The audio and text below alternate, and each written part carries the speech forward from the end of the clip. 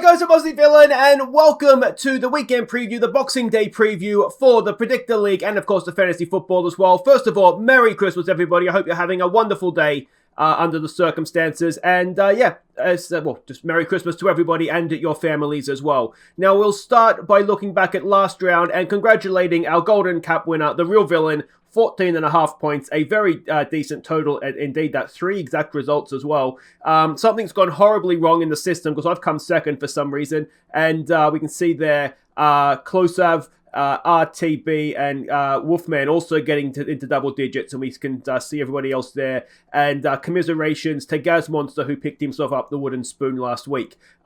Quick look at the league table. We can see here Webby's Whites is still top, and a nice little gap he's got there as well. Rouge San, our defending champion, is there in second. Urosh, Wolfman, and the real villain making a move there with his golden cap as well. And we'll scroll down. We can see myself there and Klosav. I've got to say, climbing up the table, considering the late start, very, very quickly indeed. So well done, mate. You are absolutely flying. Now let's have a quick look at the matches coming up this Boxing Day round. Now we can see here the games are coming thick and fast. I'm going to attempt to do a video between the round 15 and 16. There's no real gap there to do it.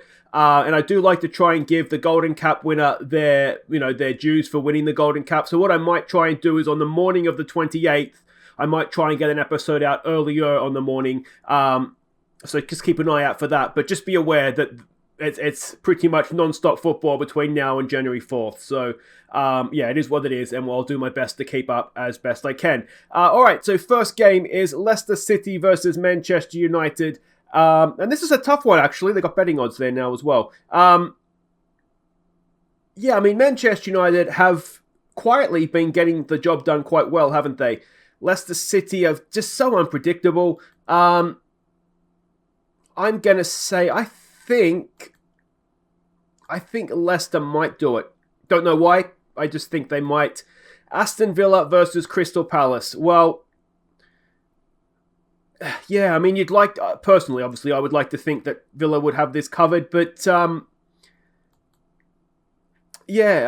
They got smashed, didn't they?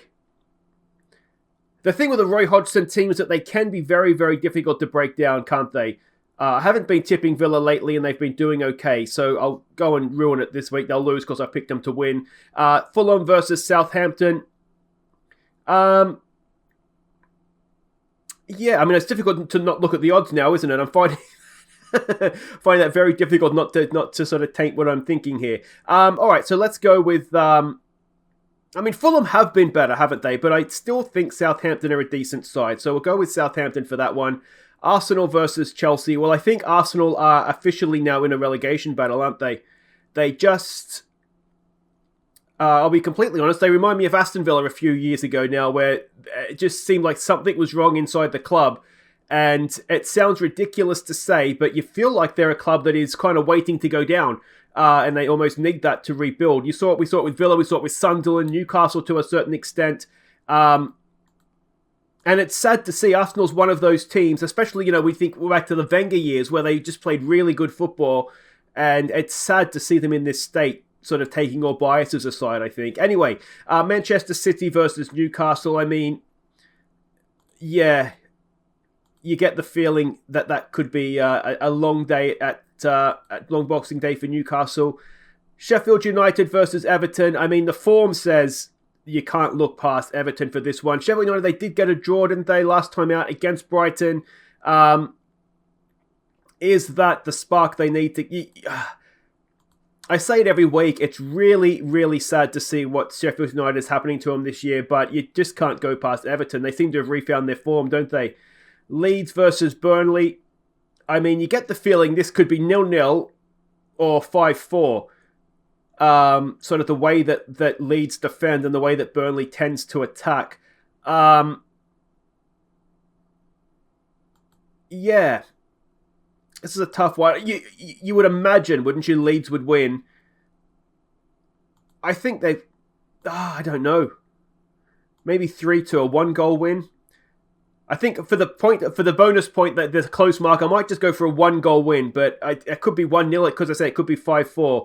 West Ham versus Brighton. West Ham just falling away ever so slightly Brighton are quietly, I think, getting themselves in a relegation battle, aren't they?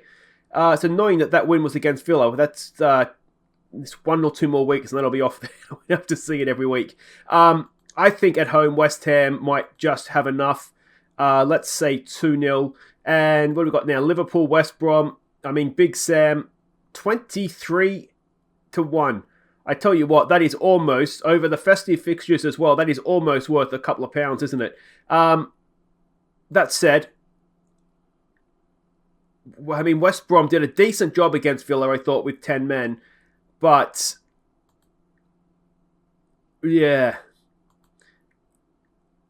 I mean, it wouldn't surprise me if it's a bit closer than that, but, you know, we'll see what happens, I suppose. Wolves versus Spurs.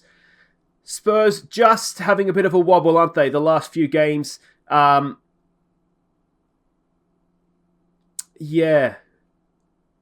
I know my brother-in-law's a Tottenham fan, and he was saying that, it's been a very disappointing. The Liverpool game was fair enough, but especially the Leicester game was a tear-your-hair-out sort of moment.